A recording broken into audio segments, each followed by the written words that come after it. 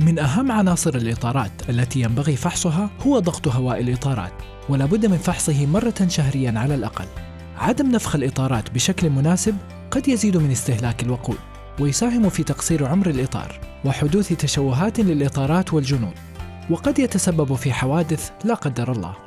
عند فحص ضغط إطار سيارتك راعي النقاط التالية: اترك السيارة مصفوفة ل3 ساعات على الأقل، عندها يكون الإطار بارداً ومناسباً لقياس ضغط الهواء داخله. استخدم مقياس ضغط نفخ الإطار.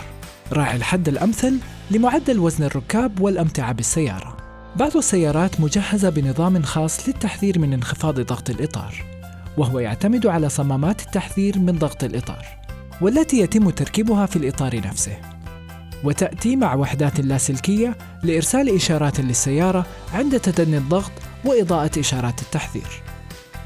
يمكن للنظام عرض ضغط الإطار على شاشة العرض المتعددة المعلومات. لكل صمام تعرفة خاصة به. في كل مرة تستبدل فيها الإطارات أو الجنوط ينبغي تركيب صمامات التحذير والوحدات اللاسلكية المرفقة معها، ولا بد من تسجيل التعرفة الخاصة بكل إطار، ومن ثم إعادة تمهيد النظام.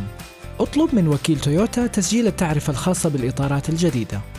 إعادة تمهيد نظام ضغط الإطار يتم بالطريقة التالية: قم بصف السيارة في مكان آمن وأطفئ المحرك.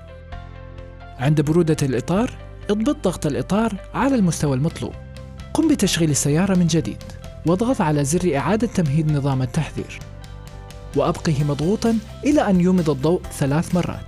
حرك السيارة بسرعة 40 كيلومتر في الساعة أو أسرع لمدة 10 دقائق تقريباً.